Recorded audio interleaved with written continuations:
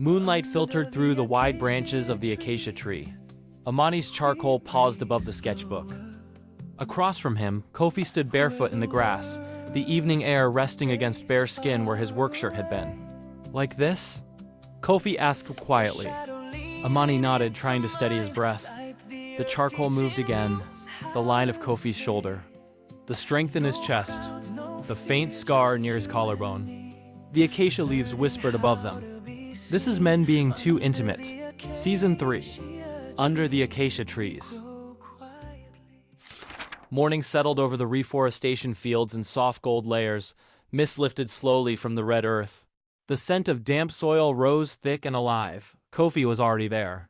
He knelt beside a sapling, pressing soil firm around its roots, adjusting the shade cloth with careful hands. Sweat darkened his canvas shirt across broad shoulders. He sensed someone approaching before he looked up. Footsteps softer than the others. He glanced toward the edge of the rows. Amani walked beside his father. His shirt was lighter fabric, softer cotton, faintly marked with charcoal near the hem, not built for field work. Kofi studied him without staring. "There," the father said, nodding toward Kofi. "He's been here since he was younger than you." Amani lifted his gaze. Their eyes met for the first time. Kofi saw hesitation in him. "This season you work with him," the father continued. "Learn how to care for what grows." "Yes, Baba," Amani answered. The father walked on. Silence remained between the two young men. Kofi stepped closer, wiping soil from his hands. He handed him the watering can. Their fingers brushed for the briefest second. They began the row together. Water darkened the soil in soft circles. Amani watched how Kofi leaned into the work, how his body moved like it belonged to the land. Kofi noticed how Amani lingered on each sapling just a second longer than necessary. The field stretched wide around them. Birds shifted between branches. Wind moved low through the grass. And in the quiet rhythm of shared labor, two men became aware of each other. The sun climbed higher, warming the rows of young trees. Heat gathered slowly over the red earth. During a short break, Amani drifted toward the wide acacia at the edge of the field. He brought out a small notebook, its pages worn soft from being opened again and again. A stub of charcoal followed, darkening his fingers as he turned to a blank page. For a moment he just looked. Across the field, Kofi knelt beside a sapling, forearm flexing as he pressed soil firm around the roots. Sweat darkened his work shirt, clinging to muscle earned through years of repetition. Sunlight traced the clean line of his neck, the strength in the way he leaned forward. Amani's chest tightened. Charcoal touched paper. His hand moved faster now, guided by instinct more than thought. Kofi felt it. The sense of being watched. He glanced up and saw Amani beneath the tree, head bent over something in his lap. Curiosity pulled him closer. A shadow fell over the page. Amani looked up sharply. Kofi stood there, close enough that Amani could smell earth, sweat, and the faint clean scent of sun-warmed cotton. His arm rested casually against the trunk above Amani's shoulder, muscle shifting under canvas as he leaned in. Amani's lips curved shyly, but his eyes were bright. Just drawing. Kofi crouched beside him, careful not to disturb the paper. His knee brushed Amani's thigh briefly before settling. He studied the sketch. The charcoal version of himself looked different. "That's me." Amani nodded, suddenly self-conscious.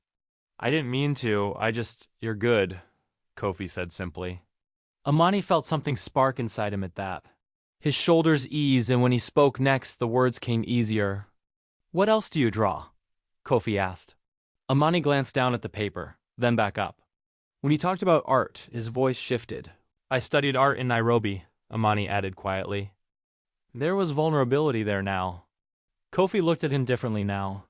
"Do you draw everything?" he asked, curiosity threading into his tone. Then softer. "Even people without clothes?" The question hung between them, not crude, just honest. Amani blinked. Kofi smiled, rubbing the back of his neck in faint embarrassment. Heat built in the space between them that had nothing to do with the sun. Kofi stood first, extending his hand. "Come, the trees are thirsty." Their hands remained joined a breath longer than necessary. When they separated, the field felt subtly altered. Water poured in the soil again. But now, every brush of arm, every shared glance carried the memory of charcoal lines and unspoken possibility. The sun stood higher now, warmth settling deep into the field. They worked near a cluster of wild acacias where thorn branches grew thick. Amani reached up to fix a slipping shade cloth. The branch shifted. A sharp sting flashed across his palm. He sucked in a breath. Blood beaded quickly along his skin. Kofi was beside him in a heartbeat. "Sit," he said. Amani lowered onto a flat stone beneath the tree. Kofi rushed to the water barrel, splashing water into a small tin cup before hurrying back. "Let me see." He took Amani's hand gently, turning it toward the light. Cool water poured over the cut, washing soil away in thin red streams. Amani watched the careful way Kofi held him. Kofi glanced around once. Then, without hesitation, he gripped the hem of his shirt and pulled it up over his head. Fabric lifted slowly, peeling away from sweat-warmed skin. Sunlight spilled across Kofi's chest. Strong lines of muscle moved with every breath. Amani's breath stuttered. His eyes traced the curve of collarbone, the firm plane of chest, the way light caught beads of sweat and turned them gold. It wasn't just strength. It was life. Kofi twisted the shirt in his hands and tore a clean strip of cloth with a sharp pull. The sound snapped Amani back. Kofi wrapped the fabric gently around Amani's palm, fingers brushing warm skin as he tied it secure. "There," he murmured. Their faces hovered close now. Amani could see the faint scar near Kofi's shoulder, the shadow of lashes against sunlit skin. The calm strength in his eyes. "Thank you," Amani whispered. Kofi met his gaze. Something warm moved between them. He released Amani's hand carefully. They rose beneath the acacia. Kofi set the torn shirt aside and returned to the rows, chest still bare to the sun. Sweat traced slow paths along muscle and skin, every movement grounded and strong. Amani watched, the rise of Kofi's chest. The way strength held gentleness, the warmth of a body that knew how to care. Work continued. Evening settled heavy over the house. Amani sat at the wooden table where generations had eaten and rested, the surface worn smooth by time. A single lantern glowed beside him, casting soft shadows across the walls. Charcoal moved fast across the page. His hand remembered what his eyes could not forget. Kofi's chest took shape first. The broad plane of muscle that rose and fell with every breath. The way sunlight had traced warm lines across skin. The beads of sweat that caught gold before sliding away. Amani swallowed. His pulse kept time with each stroke. Amani exhaled slowly, almost smiling. For the first time since coming home, his chest felt open. The door creaked. Reality rushed back. "What are you doing?" Amani jolted. Charcoal slipped slightly, smudging the page. "Your hands should be resting or helping, not chasing useless dreams." Amani turned, heat rising behind his eyes. His father's face hardened. "You came back to work. You think I don't work enough?" Amani burst out. "You will stop this nonsense," his father said firmly. Amani's fingers tightened around the charcoal. The door shut hard. The drawing blurred as his eyes stung. The chest he had shaped so carefully now smudged beneath his thumb. His heart ached with more than disappointment. Without being told, he understood. Someone must have spoken. One name rose heavy in his thoughts. Morning settled cool and pale across the fields. Mist clung low between the rows. Kofi worked steadily down the line, shirt clinging lightly to his back as heat began to rise. His hands moved with practiced rhythm. Amani approached slower than usual. They began working side by side. Water poured. Soil shifted. The silence felt heavier than yesterday. Finally.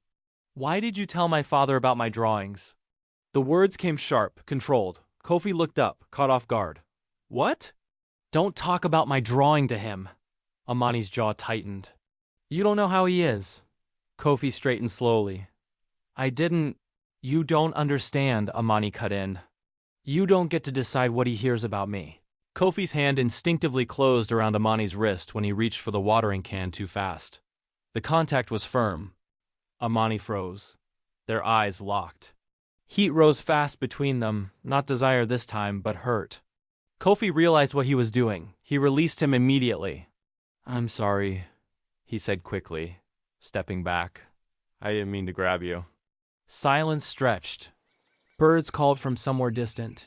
I only told him you draw well, Kofi continued, voice steadier now. That you have talent. Amani's breathing slowed, but his eyes remained guarded. Kofi swallowed. I thought he would be proud. The sincerity in his voice landed heavier than any argument. Amani hesitated. I liked your drawing, Kofi said carefully. I said it because I meant it. The tension shifted. Amani looked down at his hands. He hadn't expected that. I thought, he exhaled slowly. I thought you were trying to make me look distracted. Like I don't work hard enough. Kofi shook his head. I would never do that. The certainty in his voice was calm, grounded. Amani searched his face. I didn't know he would react that way, Kofi added quietly. If I had known, I wouldn't have said anything. Amani's shoulders loosened, just slightly. The misunderstanding cracked. You shouldn't stop, Kofi continued. Some gifts are meant to grow. You really believe that? Amani asked. I do. That steadiness sank into Amani's chest. Something warm replaced the sting. They returned to the rows. Water poured again, soil darkened. But now the air between them felt different. By midday the sun burned high above the fields. Heat pressed down, heavy and bright. Work slowed naturally as shadows shrank beneath the trees. Kofi walked toward Amani near the house, brushing soil from his hands. Lunch, he said, gentle but certain. Amani nodded, already turning. They walked together, not toward the main rows, but farther out, past the irrigation ditch where water glinted in the sun. Beyond the younger saplings still struggling to take root. Toward a quiet hollow where the land dipped and cool shade gathered beneath a wide acacia.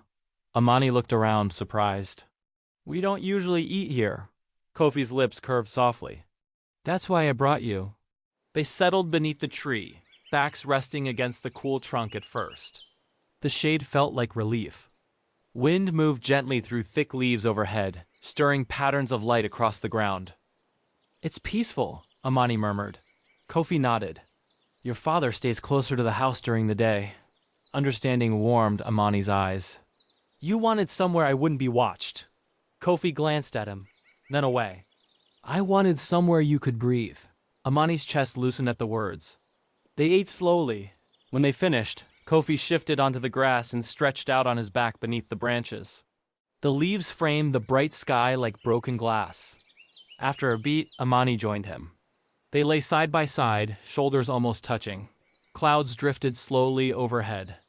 I'm sorry about earlier, Kofi said quietly, eyes still on the sky. Amani turned his head toward him. You didn't mean harm. I should have known better, Kofi replied. But I wanted him to see how good you are. The honesty landed warm. Amani smiled faintly. Thank you. Kofi turned his head now. Their eyes met. Sunlight danced between leaves above them. Amani laughed softly, barely louder than breath. Kofi smiled. They kept looking at each other, smiles lingering. And when they finally sat up to return to work, the hidden tree felt like a gift. A quiet promise of safety and something growing between them. Days began to blur softly into one another. Work became rhythm. Hands learned the soil, steps learned each other. Laughter slipped in where silence once lived. Some days they spoke little. Other days they talked about small things. The way certain trees leaned, which birds returned first after rain, how the sky changed before dusk. And slowly, without either naming it, closeness grew. One afternoon light stretched long across the yard near the house. Amani carried a bundle of shade cloth toward the tool shed when the door to his father's office opened. Kofi stepped out. Amani slowed. A tight knot formed instantly in his chest. Kofi closed the door behind him and turned, then noticed Amani standing there. Amani's voice came careful. You spoke with him? Kofi saw the worry immediately. The way Amani's shoulders held too still. The way his hands tightened around the cloth. Kofi's expression softened. He walked toward him. Amani searched his face. What did you tell him? Kofi stopped a few steps away. Only that you're getting used to the work. Amani blinked. The tension in Amani's chest loosened slowly. A breath he hadn't realized he was holding slipped free. Thank you, he said quietly. Kofi shrugged lightly, though a small smile lingered. Come on, he said. We've still got trees to water. That evening, the farm settled into warm color once more, the heat loosened its grip. The sky burned gold, then deepened toward purple. Work finished for the day. Kofi rinsed his hands at the water barrel, while Amani stacked tools nearby. Their movements now moved in quiet harmony, practiced and familiar. They walked together toward the hidden acacia without needing to speak. The shade was long and cool now, wrapped in dusk.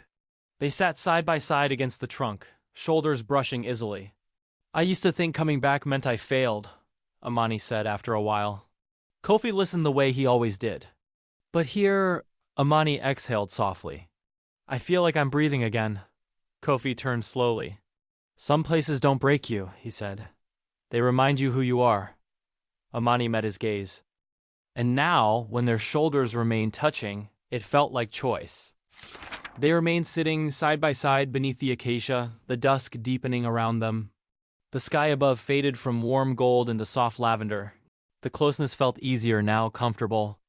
Kofi glanced at the sketchbook resting against Amani's thigh, then nudged the book gently with his fingers. "They're not finished." "I don't mind."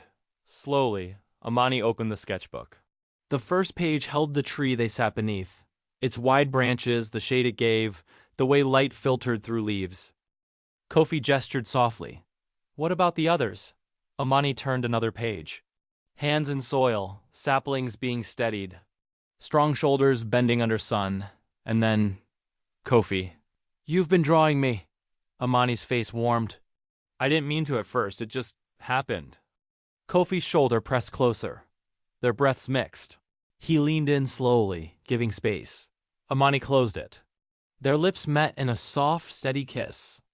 When they parted, their foreheads rested together. The sky above deepened toward night, and something unspoken settled gently between them. The understanding that this was no longer just comfort. They didn't move far apart after the kiss. The air between them felt different now. Amani bent to retrieve the charcoal from the grass, brushing dirt from it with trembling fingers. Kofi watched him quietly. They sat close beneath the acacia, the evening cooling around them, the memory of the kiss still humming in Amani's chest. Amani studied Kofi's profile in the fading light. The strong line of his neck, the calm in his breathing. The way being near him felt like shelter. "Kofi?" he whispered. "Can I draw you?" For a moment Kofi searched his face, then a soft smile formed. "Okay." Amani opened the sketchbook, breath already shallow with nerves. Kofi shifted closer to the tree, then slowly stood. "You said you've never drawn nudes, right?" Kofi said gently. Amani let out a nervous laugh. Kofi smiled. He began unbuttoning his work shirt, one button at a time. Fabric parted, revealing warm brown skin, the steady rise of Kofi's chest, the strength shaped by years of sun and labor. Kofi slipped the shirt from his shoulders. Moonlight mixed with the last threads of sunset, painting his body in silver and gold. Amani stared for a moment, stunned by the quiet beauty of it. Charcoal met paper. This time Amani moved slowly, carefully. The curve of Kofi's shoulders, the strength in his chest, the grounded stillness in the way he stood, beautiful, real. Kofi watched Amani draw, heart calm, offering himself without fear. After a moment, Amani's hand faltered. "What if my father finds out?" The words came small, honest. Amani's eyes lifted, anxious. Charcoal moved softly across the page. Amani swallowed. "I'm scared." Kofi didn't move, but his eyes held Amani's completely. The charcoal trembled in Amani's fingers. Kofi's voice stayed low, steady. "Then let it be ours." Amani looked up. "Our secret," Kofi continued quietly. Something loosened inside Amani's chest. Relief first. Then warmth. Then trust. His hand steadied. Charcoal moved with quiet certainty, shaping the final lines, the strength in Kofi's chest, the calm in his stance, the way he stood without fear. Then Amani lowered the charcoal. He looked up. Kofi still stood where he was. Amani's breath deepened. Slowly he set the sketchbook aside. The pages closed softly against the grass. He stepped toward Kofi, close enough to feel the steady heat radiating from bare skin. For a breath, they simply looked. Then Amani reached for his own shirt, the soft cotton, still faintly smudged with charcoal from earlier strokes. His fingers trembled only slightly as he unbuttoned it slowly, letting the fabric part and slide from his shoulders. The evening air brushed his skin, cool against the day's lingering warmth. No words were needed. They faced each other now. Amani closed the final distance, pressing his forehead gently to Kofi's chest. Kofi's hand returned to the back of Amani's neck, his thumb tracing a slow circle. Leaves stirred overhead. Moonlight rested across both bodies, strong lines softened by shadow, vulnerability now shared. The sketchbook lay open nearby, charcoal having captured Kofi mid-breath. But the living version stood closer, no longer separated by page or cloth. The night kept their secret, as the tree had kept everyone before. An ISFJ builds a life through care, steady and patient, a devotion to things that grow slowly but endure. For Kofi, strength has always meant tending what is placed in his hands, protecting roots, giving time for life to take hold. An ISFP moves through the world differently, feeling first, a quiet sensitivity to beauty, light, and the shape of a moment. For Amani, life has always been something to observe. Charcoal on paper, capturing what the heart sees before the mind can explain it. Under the acacia tree that night, neither of them hurried the moment. Kofi offered his strength. Amani offered his gaze. Different ways of seeing the same quiet beginning. But sometimes a tree grows slowly enough to teach patience. Roots deepen, branches widen, and the shade meant for two finally begins to form. This is Men Being Too Intimate Season 3. Under the Acacia Trees. Don't forget to subscribe, like, and share for more stories on gay audiobooks. Also my short novel, Men Being Too Intimate series. The Night We Found What We Lost, The Rules of the Dance, The Boy Who Slept Against Me, and more are now available on Kindle Unlimited. You'll find the link in the description. Hope you check it out and enjoy. Thank you.